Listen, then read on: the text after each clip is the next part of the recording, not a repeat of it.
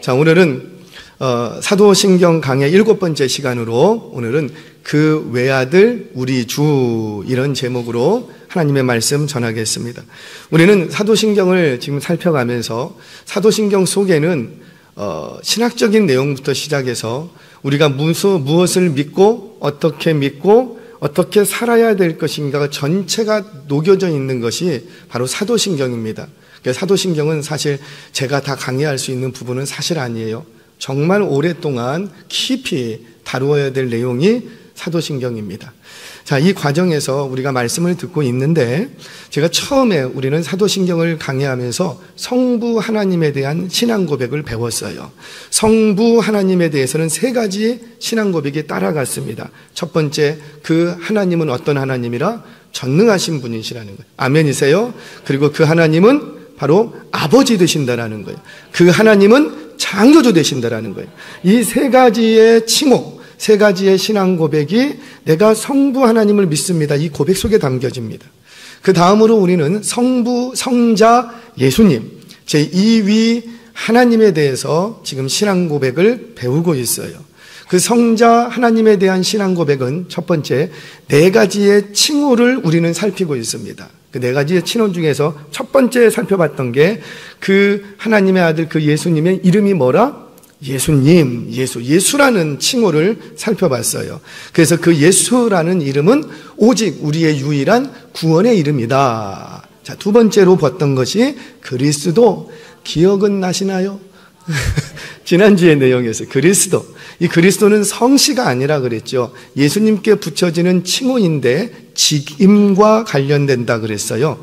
직임. 그래서 그분은 유일한 나의 그리스도 되신다. 이렇게 고백했습니다. 자, 오늘은 3번째 예수님의 칭호 그 3번째 시간으로 그 외아들 우리 주. 우리가 믿는 예수 그리스도는 그 외아들, 하나님의 외아들 그리고 우리의 주 되신다라는 거예요. 그래서 예수님의 칭호 3번째, 4번째 칭호가 되는 외아들이라는 칭호와 그리고 우리 주라는 칭호, 이 2가지 칭호를 오늘 함께 말씀을 나누도록 하겠습니다.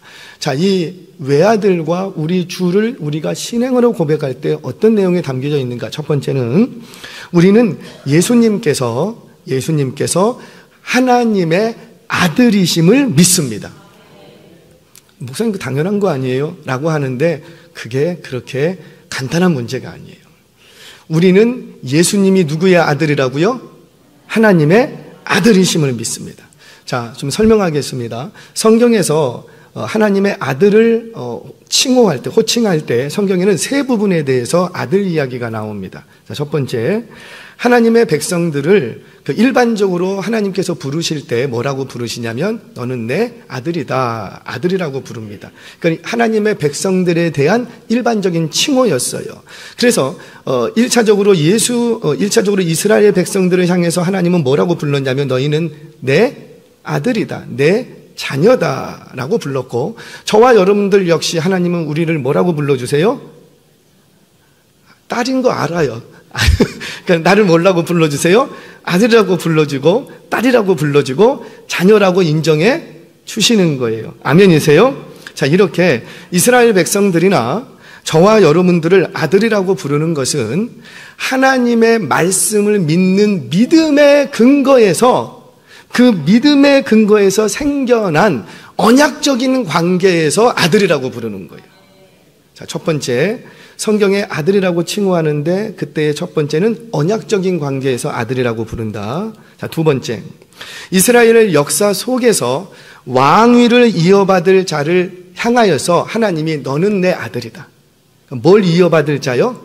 왕위를 이어받을 자를 향해서 너는 내 아들이다 이렇게 부릅니다. 자, 사무엘하 7장 13절 14절 2절 말씀 같이 읽겠습니다. 시작. 그는 내 이름을 위하여 집을 건축할 것이요 나는 그의 나라 왕위를 영원히 견고하게 하리라. 나는 그에게 아버지가 되고 그는 내게 아들이 되리니 그가 만일 죄를 범하면 내가 사람의 매와 인생의 채찍으로 징계하려니와 아멘. 잠깐만 띄워놔 주세요. 자, 지금 이 내용은 뭐냐면 다윗이 하나님과 나 성전 건축하겠습니다 라고 하니까 하나님께서 너는 건축하지 못해. 누가 건축할 거야? 네 아들이 건축할 거야 라고 말씀하시면서 그 마음을 받으시고 언약을 맺어주십니다. 그 언약을 맺어주시는 그 내용 중에 뭐라고 하냐면 그는 내 이름을 위하여 집을 건축할 것이요 나는 그의 나라를 위하여 영원히 견고하게 할. 여기서의 그라는 것은 다윗을 얘기하는 것이 아니고 그 다윗의 아들 누구? 솔로몬을 얘기하는 거예요. 그러니까 솔로몬은 내 이름을 위하여 집을 건축할 것이요 나는 솔로몬의 나라를 왕위를 견고하게 하리라. 나는 그에게 뭐가 되고 아버지가 되고 그는 내게 지금 누구를 향해서 하시는 말씀이라고요? 솔로몬의 위치가 뭐냐면 아버지 다윗의 왕위를 이어받는 거예요. 왜냐하면 이스라엘 백성들은 진정한 왕이 누구예요? 그렇죠. 하나님이시죠. 하나님의 왕권을 다윗이 대리인으로서 집행하는 것 뿐이라고요. 그런 의미에서 왕위가 계승되는 그를 향해서 다윗의 아들을 향해서 하나님은 뭐라고 말하냐면 그는 네 아들이 아니고 누구 아들이라? 내 아들이라 이렇게 얘기합니다. 이때의 아들은 직임적인 아들 이렇게 얘기합니다. 자, 첫 번째는 언약적인 관계에서 언약적인 아들을 얘기했고 두 번째는 일적인 관계에서 직임적인 관계에서 아들이라고 부릅니다. 자, 세 번째 천상적인 존재를 일컫는 보편적인 용어예요. 천상적인 존재. 자, 성경 보겠습니다. 욥기 1장 6절 말씀 같이 읽습니다. 시작. 하루는 하나님의 아들들이 와서 여호와 앞에 섰고 사탄도 그들 가운데 온지라. 아멘. 자, 사탄은 하나님의 아들이 아니에요. 똑같은 천상적인 존재일지라도 영적인 존재일지라도 사탄은 하나님의 아들이 아니고 여기서의 하나님의 아들들이 등장하는데 이들은 누구예요? 그렇죠. 천사들을 지칭하는 거죠. 하나님의 수발을 드는 천사들을 지칭하는 천상적인 존재들을 일컫습니다. 자, 또 한 군데 보겠습니다. 다니엘서 3장 25절 같이 읽습니다. 시작. 왕이 또 말하여 이르되 내가 보니 결박되지 아니한 네 사람이 불 가운데로 다니는데 상하지도 아니하였고 그 넷째의 모양은 신들의 아들과 같도다 하고 아멘. 이거는 지금 이방인의 입술을 통해서 하나님의 천상적인 존재들을 얘기하는 거예요. 그래서 이방인의 입술에서 나오기 때문에 하나님이라는 용어를 안 쓰고 뭐라고 썼고 신들. 그러니까 그 신들의 아들이라는 것은 곧 천상적인 어떤 존재들을 일컬어서 아들이라고 부르는 거예요. 자, 정리해보면 성경에는 보편적으로 세 가지 부분에서 아들이 등장합니다. 하나는 언약적인 관계에서, 하나는 직임적인 관계에서, 하나는 천상적인 존재를 일컬을 때 이렇게 세 군데 등장을 해요. 그런데 예수님의 경우는 이게 아니라는 거죠. 예수님의 경우는 유일무이한 예수님께만 사용되는 용어라는 거예요. 예수님을 향해서 아들이라고 부르는 것은 언약적인 이유에서도 아들이 아니고 직임적인 이유에서도 아들이 아니고 어떤 영적인 존재, 천상적인 존재이기 때문에 아들이라고 부르는 게 아니라는 거예요. 하나님께서 예수님을 향하여서 유일무이하게 그분에게만, 예수님에게만, 우리가 알고 있는 그 예수에게만 아들이라는 이름을, 호칭을 부르는 것은 본질적인 아들이기 때문에 아들이라고 부르는 거예요. 본질적인 이유에서, 존재론적인 이유에서 아들이라고 부르는 거예요. 그러면 이 아들이라는 호칭은 누구에게만 쓰여질까요? 그렇죠. 이 경우는 예수님께만 쓰여지는, 이걸 좀 여러분들 기억을 하십시오. 저와 여러분도 하나님의 아들이에요. 아멘이세요? 지금 여기 거의 한 400명, 500명, 한 1000명 있는데 저와 여러분들은 하나님의 아들이에요. 그래요. 우리는 아들입니다. 근데 우리를 향해서 아들이라고 부르는 것은 예수님을 향해서 하나님이 아들이라고 부르는 것과는 다른 거라는 거예요. 우리는 언약적인 관계에서 예수 그리스도를 나의 구주로 믿고 하나님이 나의 아버지 되심을 고백하고 주의 말씀과 그의 구원 역사, 십자가의 공로를 믿기 때문에 그 믿는 자에게 내가 나의 자녀가 되는 권세를 주시겠다. 그 하나님의 약속이 있었기 때문에 그 언약적인 약속을 믿는 자들에게 언약적인 관계에서 아들이라고 일컬어 주는 거예요. 그러니까 아들의 지위를 획득하는 겁니다. 그래서 이것을 바울은 뭐라고 얘기했냐면 양자됨 이렇게. 그러니까 본래부터 아들이 아니라 우리는 본래 아들이 아니었는데 어떻게 되고 그 언약에 의해서 양자로 입양된 아들의 친분과 지위를 얻게 된 케이스예요. 그런데 예수님의 경우는 양자됨의 아들이 아니라 본래의 아들이었다는 거죠. 본래. 이것이 놀라운 비밀인 거예요. 그 예수님은 하나님을 향해서 뭐라고 불렀냐면 아버지라고 부릅니다. 이 파테르라는 단어인데요. 이 아버지, 이 파테르에 대해서 제가 언젠가 한번 말씀을 드렸죠. 이 파테르라는 단어를 연구했던 요야킴 에레미야스라는 학자가 있습니다. 이 단어 하나를 연구를 했는데 도대체 이 단어는 히브리 문헌에서 쓰이지 않는 단어더라. 이렇게 알고 조사를 해보니 이 단어는 매우 독특한 단어인데 언제만 쓰이냐면 본질이 같은 존재 안에서만 사용할 수 있는 유일하고 독특한 단어라는 거예요. 자, 예를 들어볼게요. 제가 엘리베이터를 탔습니다. 엘리베이터를 탔는데 굉장히 잘 아는 어르신이 엘리베이터를 딱 탔어요. 그래서 제가 그 어르신을 보고 친근해서 아이고 아버님 건강하셨어요? 라고 인사를 했어요. 그때 아버님이라고 부르는 것과 그 엘리베이터 안에 진짜 아들이 탔는데 아버지라고 부르는 것은 같아요, 달라요? 다른 거예요. 왜 다른 거예요? 본질이 달라.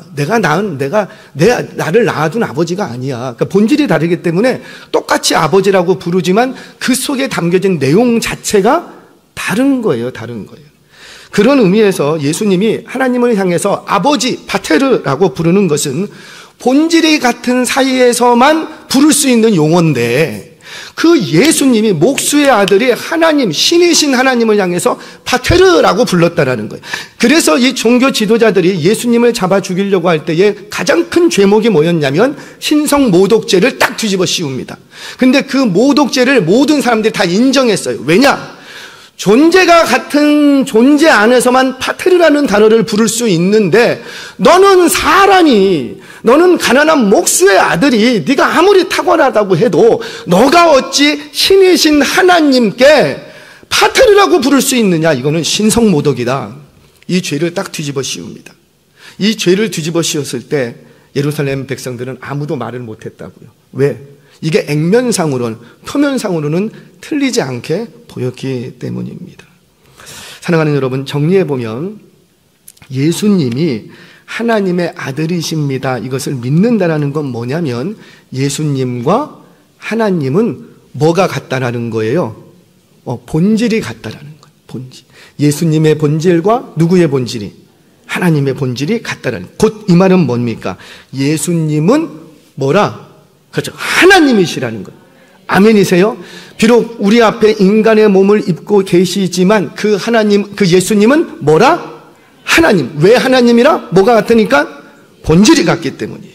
자, 여기까지 잘 쫓아오셨으면 그러면 본질이 같으면 어떤 일이 벌어지는가? 내가 본질이 같다라는 것을 믿는다면 어떤 일이 벌어지는가? 우리는 이렇게 보면 저분하고 아빠하고 딸이구나. 저분하고 아버지하고 아들이구나. 알아요, 몰라요? 몰라요? 난 좀 알겠던데. 저는 자세히 가족 다 조사 안 해봐도 이렇게 엘리베이터 탔는데 이렇게 보니까 분명히 키도 작고 나이도 어리고 한데 딱 보면은 이분은 아버지고 이분은 아들인 게 보여. 왜 알 수 있죠? 호구조사에서 그래요? 아니요. 왜? 딱 보니까 어때요? 닮았어. 똑같아. 분명히 나이도 차이가 나고 몸의 형태도 크기도 분명히 다르지만 아이의 얼굴 속에 아버지의 얼굴이 있는 거예요. 아이의 말투와 행동 속에 지금은 다 드러나지 않을지라도 그 아이의 말투와 행동 속에 아버지의 말투와 성격이 그대로 담겨져 있다라는 거예요. 그래서 분명히 아들은 아버지가 아니지만 아들 속에 아버지가 있고 아버지 속에 아들이 있는 거예요. 자, 이건 본질이 같은 존재 안에서만 가능해지는 겁니다. 본질이 다르면 가능할 수가 없어요. 그래서 예수님께서도 뭐라고 말씀하셨냐면 요한복음 14장 9절입니다. 우리 같이 읽겠습니다. 시작. 예수께서 이르시되 빌립아 내가 이렇게 오래 너희와 함께 있으되 네가 나를 알지 못하느냐? 나를 본 자는 아버지를 보았거늘 어찌하여 아버지를 보이라 하느냐? 아멘. 무슨 말이에요? 이 땅에 오신 예수님을 볼 때에 누구를 볼 수 있다? 아버지를 볼 수 있다. 하나님을 볼 수 있다. 왜 그런 거예요? 뭐가 같기 때문에? 그렇죠. 본질이 같기 때문에. 사랑하는 여러분, 우리는 오늘도 왜 우리가 자꾸 예수님을 찾고 예수님을 구하고 예수님에 대한 말씀을 듣고 왜 그래야 되는가? 왜 자꾸 예수님을 닮아가려고 왜 그분을 쫓아가려고 하는가? 바로 예수님을 통해서 보이지 않는 그 하나님을 보고 듣고 알 수 있기 때문이에요. 예수님의 말씀 속에서 하나님 아버지가 어떤 생각을 가지고 계시는지, 예수님의 그 사역 속에서 예수님이 우리에게 보여주신 섬김과 사랑의 모습 속에서 하나님이 우리에게 어떤 사랑과 어떤 섬김의 모습을 원하시는지 누구를 통해서 볼 수 있고 예수를 통해서 볼 수가 있는 거예요. 예수를 통해서 알 수가 있는 거예요. 그래서 예수님을 알면 누구를 알고? 하나님을 아는 거예요. 아멘이세요? 자, 이처럼 우리는 예수님을 아들이심을 믿습니다. 이 고백 속에는 예수님은 하나님이시다. 왜냐하면 뭐가 같기 때문에? 본질이 같기 때문에. 자, 두 번째. 그 아들 예수님을 믿는다라는 이 믿음 속에는 뭐가 담겼냐면 하나님이 친히 낳은 아들이라는 고백이에요. 누가 친히 낳았다고요? 어디서 주워온 것이 아니라 하나님이 친히 낳았다는 거예요. 친히. 아니, 목사님, 마리아가 낳지 않았습니까? 라고 말하시는데 성경은 뭐라고 얘기하냐면 하나님이 친히 낳았다. 내가 친히 낳았다. 그 아들이 누구라? 예수라. 이렇게 얘기합니다. 자, 히브리서. 이것부터 먼저 얘기하죠. 자, 그 아들을 향해서 성경은 우리는 신앙 고백할 때 외아들이라고 얘기를 합니다. 자, 이 외아들이라는 말은 하나밖에 없는 유일한 아들이라는 의미가 있지요. 그래서 세번역 사도신경에서도 나는 유일하신 아들 이런 고백이 있습니다. 옛날 버전에서는 외아들이라는 그 말이 그 말인데 왜 이렇게 선택이 달라지는가 좀 그 의미를 얘기할게요. 나는 유일하신 아들을 믿습니다. 이렇게 고백을 해요. 그러니까 이 외아들이라는 단어 속에는 독자 하나밖에 없는 아들 말 그대로 외아들 하나밖에 없으니까는 유일한 아들 이런 의미가 담겨져 있어요. 자, 그런데 그게 끝이 아니라는 거예요. 이 외아들이라는 칭호 속에는 하나밖에 없기 때문에 유일한 독자이기 때문에 유일한 아들이라는 의미가 있는데 이 사도신경에서 고백하는 유일한 아들이라는 의미는 어선이 아니고 덧선이라는 어떤 그런 개념을 갖는 거예요.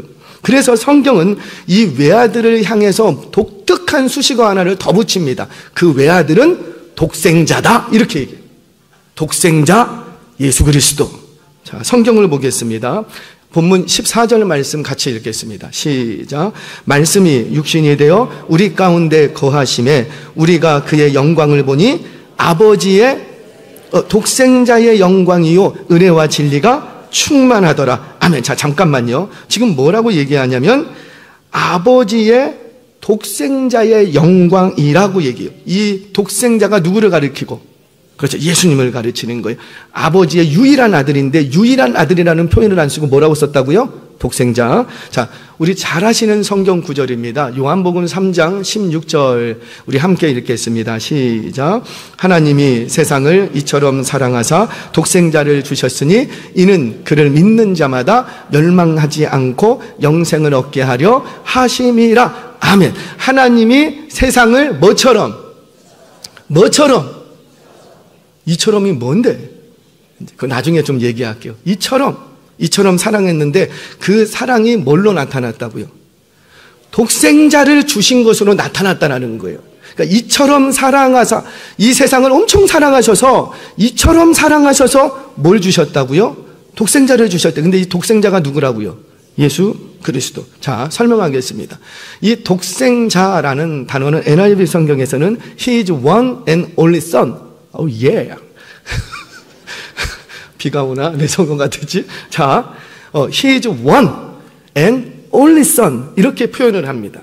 그러니까 숫자적으로도 몇 명밖에 없고 하나밖에 없고 그러면 그냥 one son 이러면 되잖아요. 그런데 one and only son이라고 그래요. 오직 요 아들밖에 없다라는 거예요. 요 아들밖에. 자, 그래서 숫자적으로도 하나라는 독자의 의미도 있지만 유일하신 오직 이 아들밖에 없다라는 의미가 있어요. 자, 이런 겁니다. 예를 들어서 아들이 없는 집안에, 귀한 집안에 3대 독자가 딱 출생을 했어요. 그러면 이 아들은 우리를 향해서 독자, 3대 독자, 외아들 이렇게 얘기를 합니다. 그런데 이 아들이 어릴 때 만약에 질병으로 죽었어. 그런데 그 다음 해에 이 집에 또 아들이 생겼어. 그러면 이 두 번째 아들도 우리는 뭐라고 얘기해요? 그 독자, 외아들이라고 또 얘기합니다. 그런 식으로 하나 있는 아들이라는 의미에서 외아들이라는 의미가 아니라는 거예요. 독자라는 의미가 아니라는 거예요. 우리가 신앙 고백 속에서 고백하는 외아들, 독생자라는 의미는 전 인류 역사 속에서 그리고 하나님의 그 전 우주적인 영원한 시간 속에서 하나님의 아들은 오직 누구밖에 없다. 요 아들, 그 아들 하나밖에 없다라는 거예요. 그게 누구라? 예수라. 그런 의미에서 유일한 아들이고 독생자라는 의미를 갖습니다. 자, 그런데 이 독생자를 하나님께서 친히 낳았다라는 거예요. 친히 낳았다. 자, 성경을 봅니다. 히브리서 1장 5절 말씀 같이 읽겠습니다. 시작. 하나님께서 어느 때에 천사 중 누구에게 너는 내 아들이라 오늘 내가 너를 낳았다 하셨으며 또 다시 나는 그에게 아버지가 되고 그는 내게 아들이 되리라 하셨느냐. 아멘. 이렇게 하신 적이 있다 없다? 없다. 오직 누구에게만? 예수에게만. 왜 이렇게 하셨는가? 누구만 낳았기 때문에. 바로 그 아들 예수만을 내가 낳았기 때문에 그는 내 아들이다 이렇게 말씀하시는 거예요. 자, 여기서 낳았다라는 표현을 묵상하실 필요가 있습니다. 이 낳았다라는 단어 속에는, 표현 속에는 두 가지의 놀라운 영적 비밀이 담겨져 있어요. 자, 첫 번째 하나는 이 낳았다라는 표현은 사랑의 단어입니다. 사랑의 단어. 하나밖에 안 낳았어요. 수천 년, 수만 년, 수십 광년 속에 하나밖에 안 낳았어요. 그러면 그 부모의 모든 사랑은 다 어디로 갈까요? 그 한 분, 그 한 존재. 일부 예배도 잠깐 얘기했습니다. 여러분들 자녀 사랑하십니까? 여기서 안 한다면 큰일 나지. 사랑하십니까? 그러면 제가 아버지인데도 불구하고 우리 솔직히 아버지가 더 사랑할까요? 어머니가 더 사랑할까요? 우리 남자분들은 말 못해. 저도 남편이고 아버지지만 저도 제 자식 사랑합니다. 할렐루야! 사랑합니다. 진짜 뭐든지 다 해주고 싶어요. 진짜 내 생명이나 다 줘서 진짜 뭐든지 다 해주고 싶어요. 그런데 아이가 늦게 들어오면 엄마는 안 자는데 아빠는 잡니다. 왜요? 너무너무 사랑해서 내일 아침에 일찍 일어나서 일 나가야 되거든. 그러니까 나의 사랑의 방식이 돈 벌어오는 방식. 엊그저께도 아이가 늦게 들어와. 아이가 12시 넘어서 이제 들어왔어요. 12시 다 돼서 들어왔어요. 근데 들어온다는데 저는 어떻게 하고? 자고. 왜? 새벽 예배 나가야 되고 주일 예배 좀 자고. 근데 엄마는 그러니까 이런 모습을 보면 진짜 나도 사랑하기는 하지만 객관적으로 솔직히 나보다 엄마가 더 자식을 사랑하는 거 맞는 것 같아요. 그런데 왜 그렇죠? 그게 낳았다라는 존재 사이에서 작용되는 것 같아요. 낳은 자만이 알 수 있는 어떤 그런 관계에서 오는 사랑, 그 사랑은 중간에 누가 끼어들 수가 없더라고요. 아무리 제가 이렇게 비집고 들어가서 하려고 해도 돼요, 안 돼요? 그게 잘 안 돼. 아무리 제가 막 그냥 용돈을 엄청 막 주고 그래도 고마워 하고 끝나. 그런데 엄마는 어때요? 낳은 존재는 아무리 뭐라고 호통을 치고 뭐 해도 항상 누구만 바라보고 낳은 자 엄마만 바라봐. 그게 이상한 게 아니라는 거예요. 그러니까 무슨 얘기를 하냐면 전 인류 역사 속에 수천 년, 수만 년, 지구가 몇백 광년이라고 하는데 다 좋아요, 다 좋아요. 그 영원한 시간 속에 하나님이 친히 낳은 아들이 몇 밖에 없고 하나. 그러면 그 하나는 하나밖에 없는 아들을 사랑하시는데 얼마큼 사랑할까요?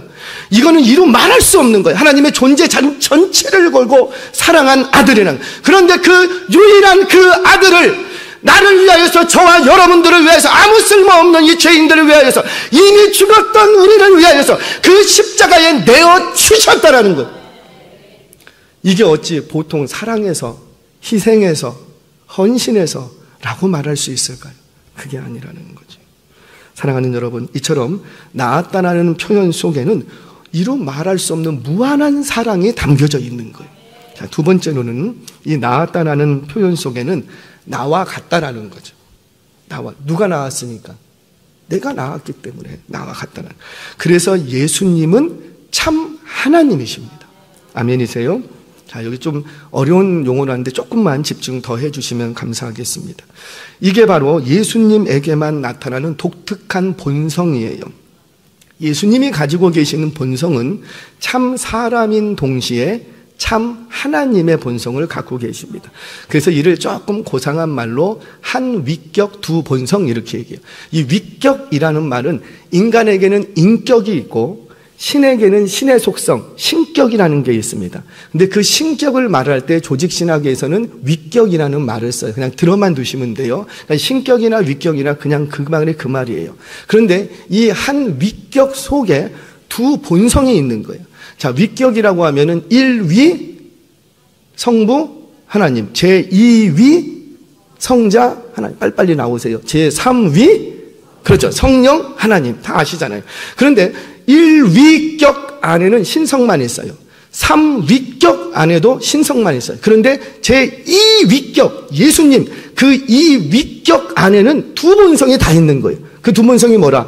신성과 인성이라는 본성입니다. 자, 그래서 이 신성과 인성이 한 위격 안에 존재하는데 이 두 본성은 서로 혼합되거나 나뉘지 않고 제2위격으로 존재합니다.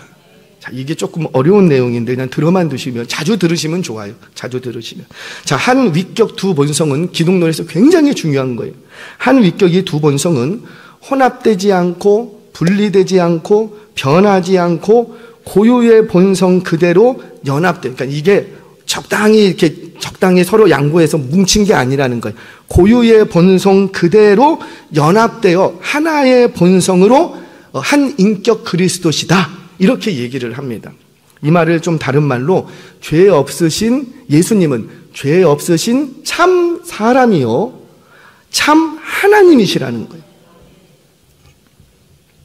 이 땅에 인간의 이 몸을 먹고 예수님이 배고파. 그러면은 사람이셨다가 무리를 걸으면 하나님이셨다가 막 이렇게 막 바뀌는가? 바뀌어요, 안 바뀌어요? 안 바뀌어요. 배고플 때도 여전히 제2위격 하나님으로 계셨고 무리를 걸으실 때도 역시 참 사람이요 참 하나님으로 걸으신 거예요. 여러분, 이거 굉장히 중요합니다. 자, 그런데 이 나았다라는 표현을 오해한 나머지 이단들이 나타났어요. 나셨다, 출생을 의미하는데 나신 적이 있으면, 태어난 적이 있으면 계시지 않았던 때가 있었겠네, 이렇게 주장하는 이단이 출현을 하게 됩니다. 그러나 우리의 신앙 고백은 그런 게 아니에요. 분명 이 땅에 나신 분이지만 출생하신 때가 분명히 있지만, 언제 출생하셨는데? 2000년 전 출생하신 때가 있지만 계시지 않은 때는 있었다 없었다? 없었다. 정리합니다. 나신 적은 있지만 계시지 않은 때가 있었다 없었다? 없었다. 이것이 한 위격 두 본성 안에 있는 굉장히 중요한 내용이에요. 이를 출생은 출생이되 영원한 출생, 이렇게 얘기합니다. 영원한 출생. 자, 성경 봅니다. 요한복음 1장 18절 말씀 같이 한번 읽겠습니다. 시작.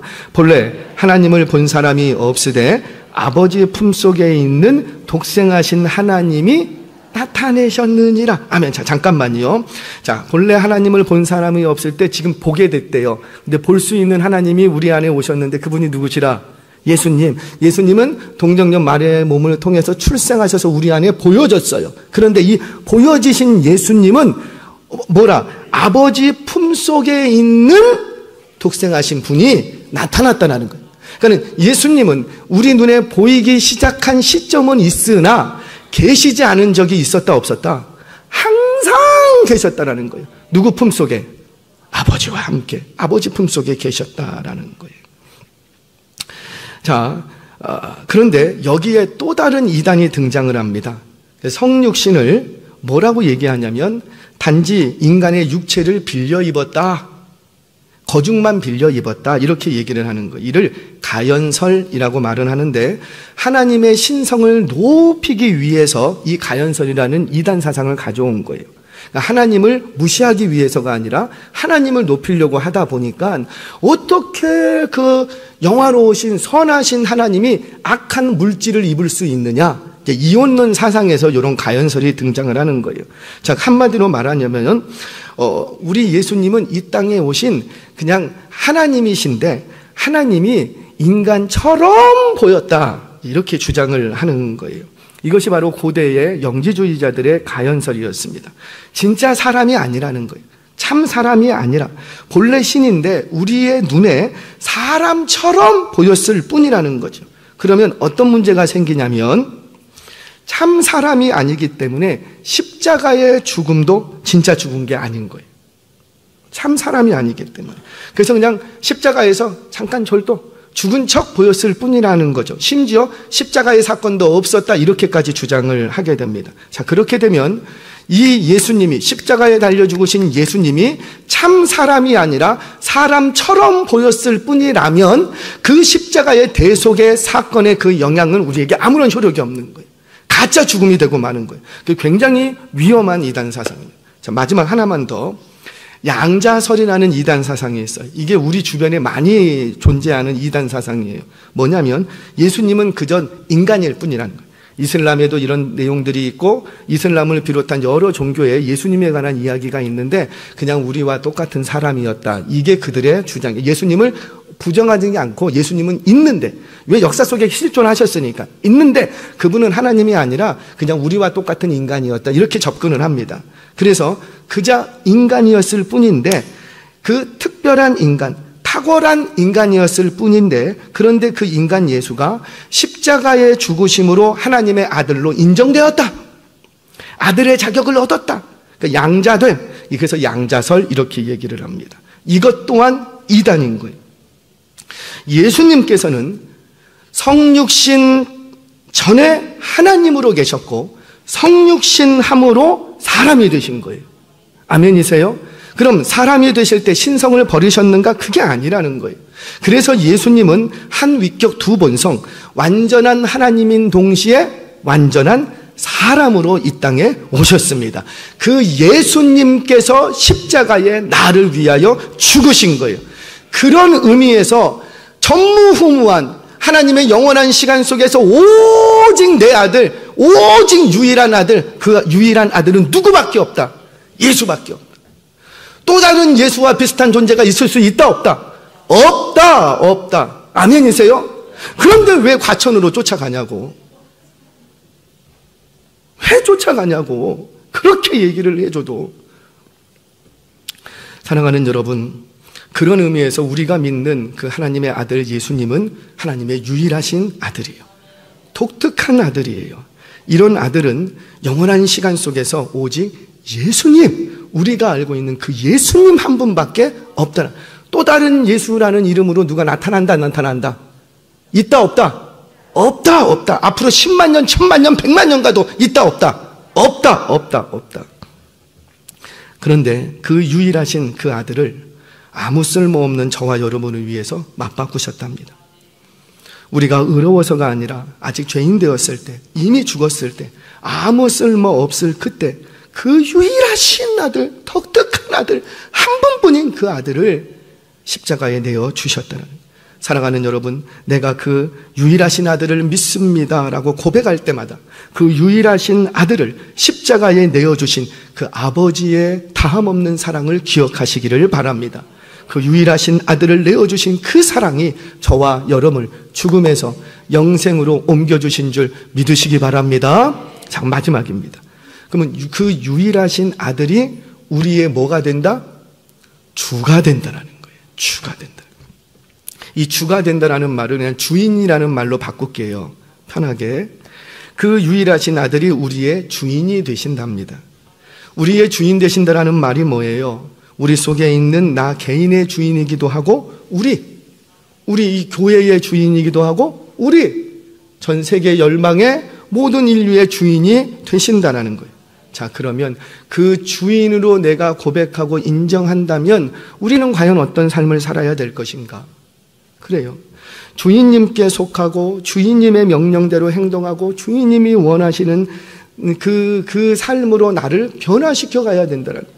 이전에는 내가 원하는 대로 살아왔어요. 오직 신앙생활 하면서도 예수여 예수여 이름을 부르면서도 누구 중심적으로 내가 원하는 것을 이루어 주셔야 되고 내 꿈과 비전을 다른 신은 좀 못 이루어 주시는데 우리 예수님 능력 많다고 하니 예수님이 나의 꿈과 비전을 좀 이루어 주셔야지 되고 예수 그리스도를 이름을 걸고 40일 작정 기도하면서 우리 회사가 일어나야 되고 누구를 위해서? 나의 미래와 나의 노후와 나의 자손들을 위하여서 우리 회사를 우리 하나님이 일으켜줘야 되고 그러니까 우리는 예수를 나의 주인으로 모시면서도 그 주인을 누구 마음대로 움직이려고 하고 내 마음대로 살아가는 여러분, 그거 아니랍니다. 우리는 누구 눈치 봐야 되고 나의 주인 되시는 예수, 내가 지금 뭘 하려고 그래? 이거 정말 우리 주인이 기뻐하실까? 내가 뭔가를 하려고 하고 뭔가를 바꾸려고 하고 뭔가를 시도하려고, 정말 우리 주님이 기뻐하시는 일일까? 내가 저기를 가려고 그래. 저기를 가는데 정말 주님이 가기를 원하실까? 자꾸 뭐 하나 하더라도 누구의 눈치를 보고? 예수의 눈치. 그 예수의 눈치는 어디에 확인되는데? 기도했더니 뭐 음성이 들려서 하지 말라에 날라 이런 게 아니라는 거죠. 물론 하나님은 뭐든지 하실 수 있어요. 그렇게도 하실 수 있어요. 그러나 말씀 없이 역사하지 않으십니다. 아멘이세요. 왜? 이건 최종적인 권위가 성경이기 때문이에요. 성경을 떠나서 우리 주님이 저와 여러분들에게 계시 안 하십니다. 사랑하는 여러분, 과연 그 예수님이 하나님의 유일하신 아들이 우리의 주인 되신다면 과연 우리는 어떤 삶을 살아야 될까요? 저는 개인적으로 천국에 가면 묻고 싶은 사건들이 좀 몇 가지가 있어요. 예를 들어서 그 음행하다 잡혀온 여인이 막 시비가 막 벌어졌을 때 예수님이 땅에다 글을 2번 씁니다. 1번 쓰고 2번 쓰니까 그 모든 논쟁이 끝나버려. 야, 뭐라고 썼을까? 교회에서도 논쟁 날 수 있는데 제가 시장에 가고 막 싸우고 있어. 그럼 바닥에다 글을 써. 그랬더니 싸우던 사람들이 가. 이거 얼마나 멋지냐고. 그러니까 뭐라고 썼는지 좀 궁금해. 꼭 묻고 싶어요.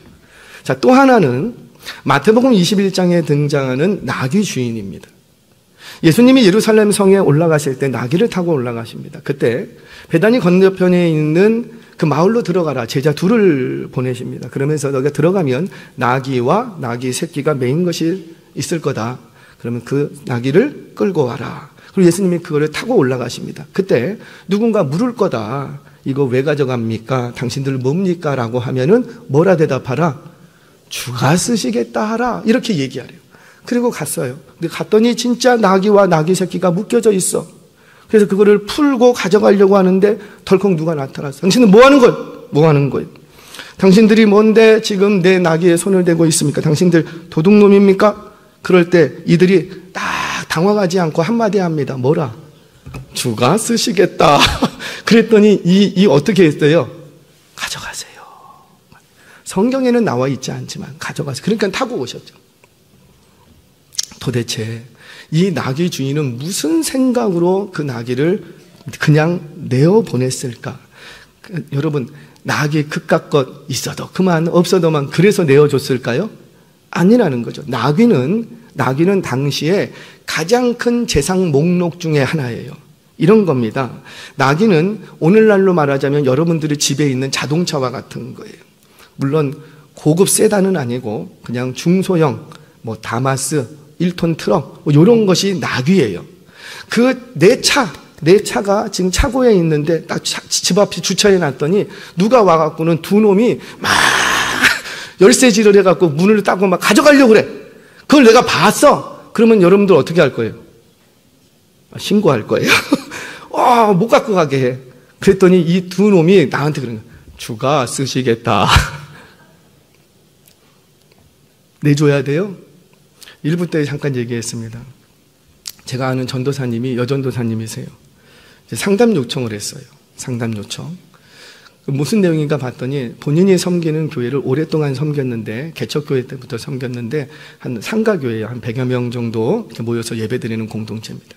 근데 이 전도사님이 문제가 하나, 어려운 문제가 발생을 하나 했어요. 그래서 목사님께, 그 목사님이 좀 영권이 있대요. 은사도 좀 있으시고 그런 목사님이세요. 그래서 기도 부탁을 했대요. 어떻게 하면 좋겠습니까? 근데 한참 기도하시더니 새벽에 이렇게 기도하고 있는데 이 목사님이 이렇게 지나가면서 그 여전도사님한테 툭 치면서 얘기한 거예요. 내일 1,000만 원 갖고 와. 그리고 가신 거예요. 그러니까 이 여전도사님이 그때부터 고민이 되는 거예요. 왜 고민이 돼요? 나는 분명히 누구한테 부탁을 했고, 목사님한테 부탁했고, 그 문제 어떻게 처리했으면 좋겠습니까? 그랬더니 목사님이 어떤 응답을 받았는지 여하튼 간에 1,000만 원 갖고 오면 해결된다는 거예요. 그래서 상담을 했어요. 목사님, 저 어떻게 하면 좋을까요? 1,000만 원을 갖다 드려야 될까요? 말아야 될까요? 그래서 제가 뭐라고 했겠어요? 빨리 그 교회에 나오시라고. 이건 갖다 주고 안 갖다 주고의 문제가 아니고 빨리 그 교회에 나오시라고. 당신이 있음으로 말미암아 그 목사님도 병들고 그 교회도 병들어갑니다. 빨리 나오시라고. 근데 지금까지 못 나오고 있어요. 그동안에 있었던 관계들과 여러 가지가 유익했기 때문에 지금도 못 나오고 있어요. 제가 여러분들 또 새벽에 치고 1,000만 원 갖고 와이. 그러면 절대 갖고 오지 마세요. 그런 식으로 저는 응답 안 줍니다. 하나님도 그렇게 안 하십니다. 그렇게 하나님이 필요하시면 누구에게 응답 주시고? 본인에게. 하나님, 제가 아시는 한 분이 있습니다. 안수 집사님이신데 이분은 프리랜서예요. 강의를 나갔어요. CEO들 경영 컨설팅을 하시는 분이세요. 그래서 한 번 강의를 나가면 적게는 시간당 수백만 원에서 많게는 수천만 원까지 받아요. 삼성 중역들 모아놓고 1시간 경영 이제 컨설팅 이제 세미나하고 강의해 주시는 분이에요. 근데 이분은 다니실 때 자전거 타고 다니고요. 이런 조그마한 색 하나 메고 그냥 다녀요.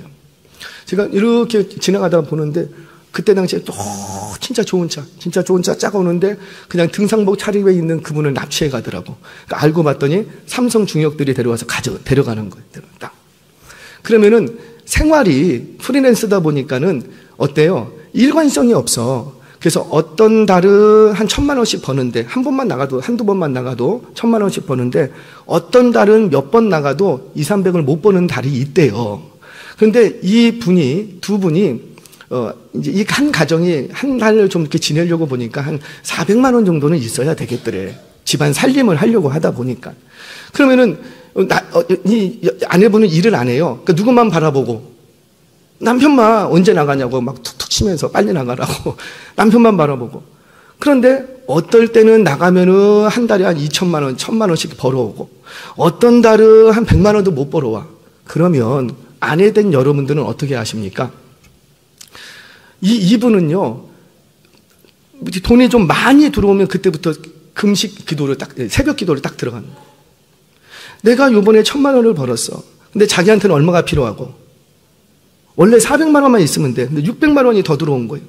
그러니까 이거 가지고 기도하는 거예요. 하나님, 나는 400만 원만 있으면 되는데 왜 600만 원을 주셨습니까? 이거 어디에 쓰라고 주십니까? 기도를 시작한대. 그리고는 한 달 좀 기도하다가 하나님이 주신 어떤 응답이 있다고 그거를 어느 선교지에 싹 보내버려. 아내가 이 소식을 들었어요. 그럼 어떻게 돼요? 아내의 계산은 아니 이번 달에 100만 원밖에 지난달에 못 벌어왔어. 그럼 이번 달에 300만 원 빵꾸 났잖아요. 그러면 이번 달에 600만 원 들어왔으면 어떻게 하면 돼요? 300만 원 채우고 이걸 해야 되는데 이 남편은 그게 아닌 거야. 왜? 우리 가정에 400만 원 필요한 거 하나님이 아시는데 왜 100만 원밖에 안 줬을까? 분명히 이유가 있다. 그래서 엎드려져서 기도하고. 우리 가정은 400만 원만 있으면 되는데 왜 1,000만 원을 주셨을까? 그 나머지를 놓고 또 하나님의 뜻이 있을 거라고 기도하는 거예요. 여러분 뭘 얘기합니까? 이분은 자신에게 있는 것이 누구 것인지를 분명히 알고 있는 거예요. 사랑하는 여러분, 여러분들 정말 하나님이 나의 주인 되심을 믿으십니까? 그러면 그 주인의 마음을 찾아갈 수 있어야 한다는 거죠. 한 가지 이야기만 하고 마치겠습니다. 여러분 몇 년 전인 것 같아요. 도깨비라는 드라마 아세요? 좀 아시는 분 한번 손들어 보세요. 할렐루야. 많이 보셨나 봐요. 저도 그거 봤어요. 저도 봤어요. 그 내용이 그런 거 아니에요? 900년 전 그 고려 장수가 나라를 구하기 위해서 전쟁터를 누비다가 역적으로 몰려서 사랑하는 그 왕과 사랑하는 신하에게 왕이 하사한 그 칼을 맞고 딱 죽습니다. 근데 신이 죽이지를 않고 이제 그냥 살게 해요. 가슴에 칼이 꽂힌 상태로. 그러다가 누구를 기다리냐면 자기의 가슴에서 칼을 뽑아줄 그 여인을 하나를 기다립니다. 그 여인을 일명 도깨비 신부. 그래서 그 신부를 900년 만에 만났어요. 그래서 칼을 뽑았어요. 그런데 무로 돌아가지 않고 다시 아름답게 살았다. 뭐 이런 말도 안 되는 이상한 얘기가 있었어요. 그런데 그 드라마를 보면서 너무 가슴이 울컥했어요. 거기에 배경이 되는 재벌 총수가 등장을 합니다. 그런데 이 재벌 총수가 죽으면서 유언을 남겨요. 무슨 유언을 남기냐면 어느 날 김자 신자를 가지신 분이 와서 내 것을 도로 가지러 왔다라고 하거든 다 내어드리라. 이러면 유언이에요. 그러면서 뭐라고 얘기하냐면 이게 더 기가 막혀요. 내가 이룬 모든 것은 다 그분의 것이다. 누가 이뤘는데? 내가 이뤘다니까. 내가 고민하고 내가 땀 흘리고 내가 기도하고 내가 이뤘다고. 근데 내가 이룬 모든 것은 다 그분의 것이다. 그런데 정말 어느 날 김신이라는 사람이 나타나니까 이 재벌이 다 내어줍니다. 왜 내어주는 거예요? 누가 주인이니까. 그분이 주인이니까. 평소 때 여러분들이 마음껏 쓰세요. 근데 결정적인 순간이 되면 그것이 누구 것이라? 내 것이 아니랐다는 거죠. 내 것이 아니라. 심지어 내가 이룬 모든 것도 다 누구 것이라? 그분의 것이라. 사랑하는 여러분, 우리는 어때요? 나는 유일하신 아들 예수 그리스도를 나의 주님이라고 고백을 하는데 정말 그분이 나의 주인이 맞아요? 이 재벌 총수는 도깨비 그런 것들에게도 내 주인이라고 하면서 다 내어주는데 과연 우리는 어떠냐라는 거예요. 내게 있는 모든 것은 다 예수님의 것 맞습니까? 그러면 주님의 것을 주님이 쓰시겠다고 어느 날 찾아오시면 그거 주님의 것으로 내어드려야죠. 예수 믿는다라는 건 바로 그런 거라고요. 단지 철학이나 입술의 고백이나 사변이나 관념이나 고상한 취미가 아니라고요. 그 주님은 오늘도 우리에게 말씀하십니다. 나는 하나님의 유일한 아들이다. 나는 너의 유일한 주인이 된다.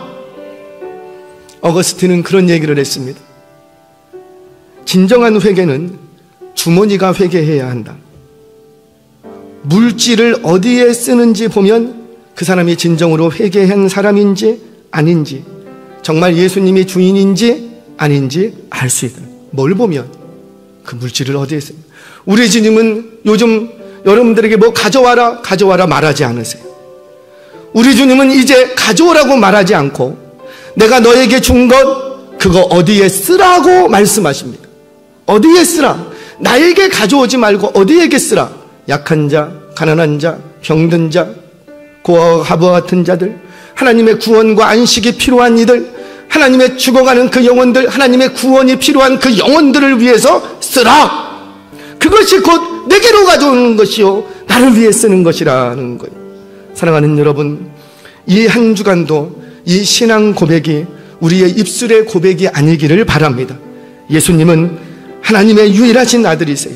그분은 참 사람이고 참 하나님이세요. 그 유일하신 아들이 십자가에 달려 죽으신 거예요. 그분은 나의 주인이 되시는 거예요.